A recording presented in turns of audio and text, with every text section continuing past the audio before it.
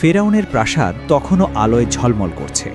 সোনার স্তম্ভ, মার্বেলের মেঝে, চারদিকে দাসদের ব্যস্ত পদচারণা। আর সেই প্রাসাদের মাঝেই বড় হতে লাগলো এক শিশু, যাকে সবাই ডাকত রাজপুত্র বলে। কিন্তু আসমানের খাতায় তার পরিচয় ছিল ভিন্ন। সে ছিল আল্লাহর নির্বাচিত বান্দা, মুসা আলাইহিসসালাম।